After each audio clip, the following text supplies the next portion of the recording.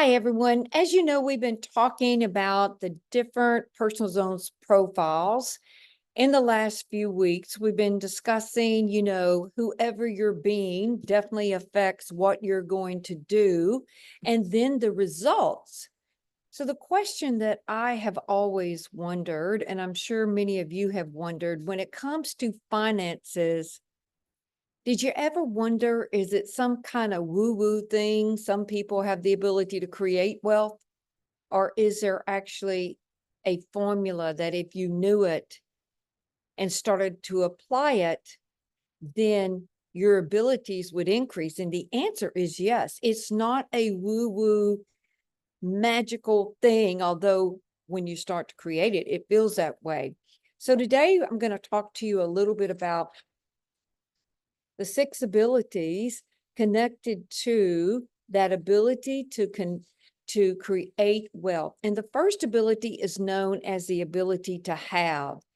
And I want you to know that a lot of people, and I've done hundreds of these analyses here, hundreds of them, and sat down with people and gone over their results, asked questions to find out, why is this green zone? What are you doing that's working so well? Or why is this yellow? Or why is this red? And then really drilling down and getting to the source of why each column may be in a different zone, basically winning or losing or kind of so-so results. So the ability to have is not connected to how much money you have, because I have gone over results with people that have, millions, and they still cannot have that ability to have. And the thing that affects that column the most is who raised you.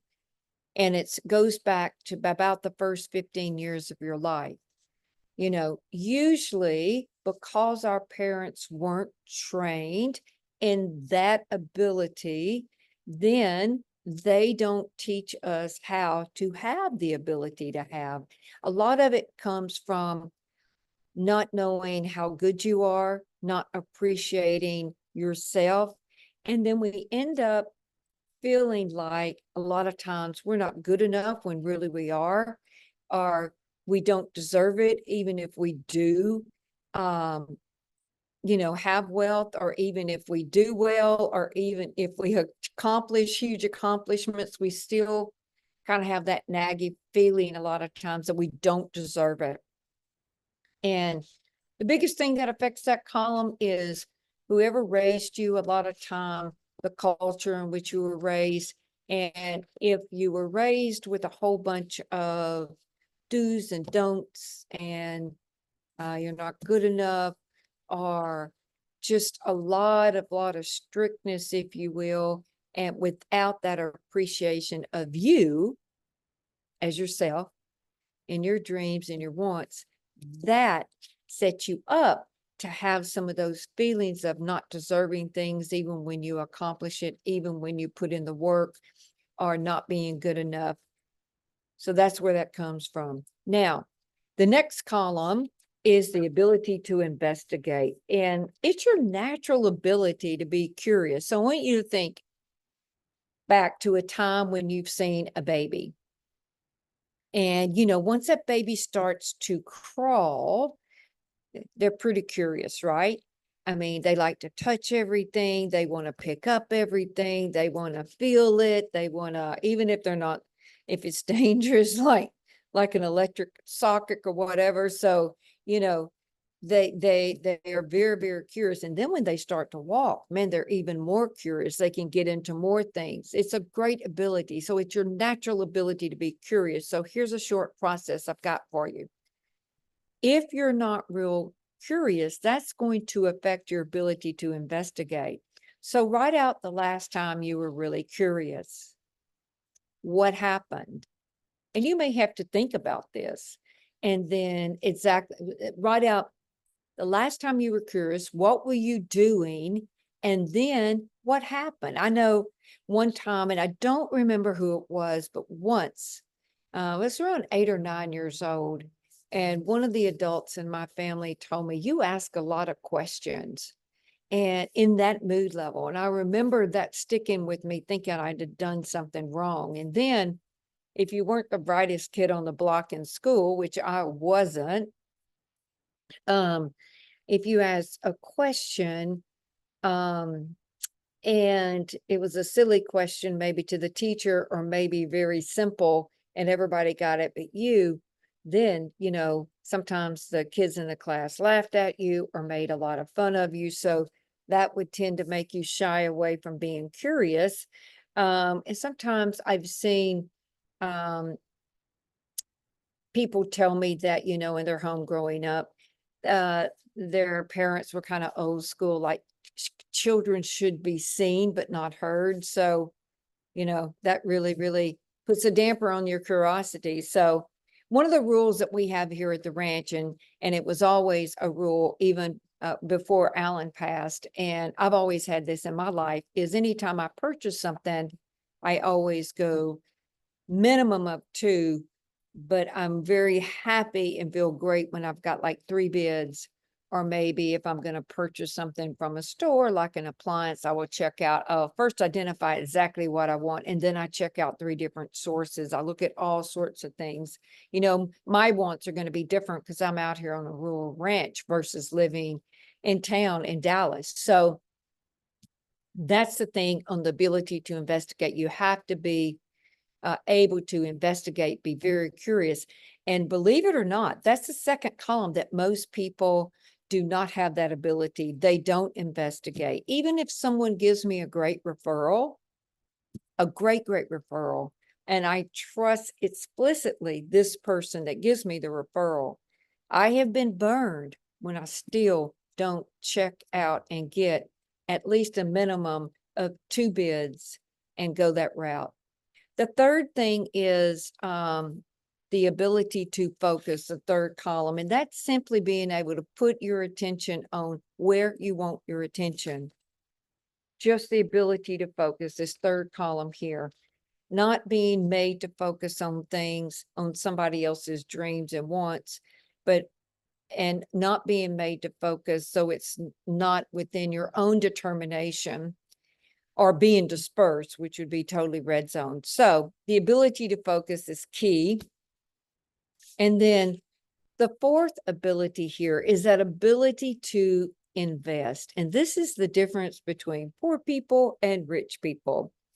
And basically, you have the ability to invest because you're able to take risk. And the reason why you are is because you're certain of yourself. And there's several abilities wrapped up into this one ability. You have to have the ability to be wrong, meaning it's okay to fail. And that was one thing that, I've always struggled with. It's very painful to be wrong. And that comes from school, not a lot of wins in school, if you will.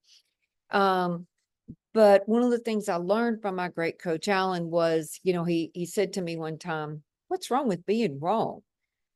I mean, I hate it. And he said, "I don't mind being wrong at all. I don't mind being failing. You've all heard me say this before. I'm that much closer to winning. There's just something I didn't know. I found it out. Then I will move and get on up into where I can win in that area." So the ability to invest is, do you have a poor man's mentality or do you have a rich person's mentality? And looking at some of your thoughts in that area, and inspecting to see, are those thoughts yours, or did they come from your parents, or maybe a grandparent you were really close to, or an aunt or an uncle, just someone that you were really closely connected to when you were growing up. And so that ability to take risk and invest is key, key, key in your ability to be able to create wealth. There's another ability that you need to have connected to that ability to create wealth, and that is, if the investment's going bad, having the ability to walk. Like, you know what?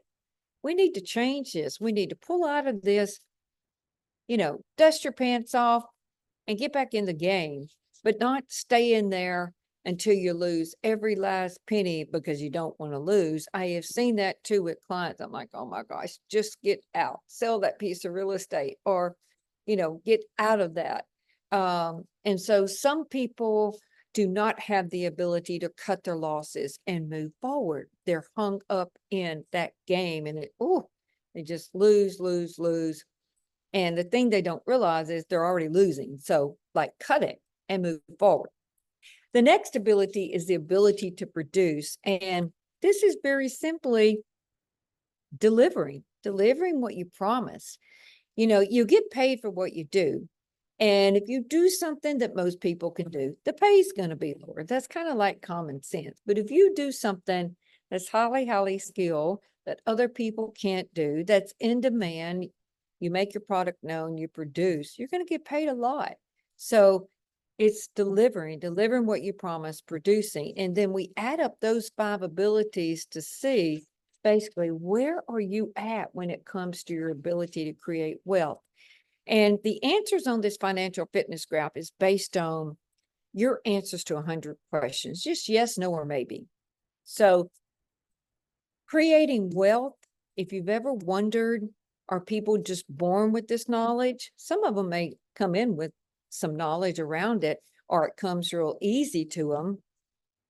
My 9-year-old grandson asked me a phenomenal question last week, a couple of weeks ago. He says, I've got $300 cash. He said, what can I do in order to make more money with that $300? I mean, it was a phenomenal question.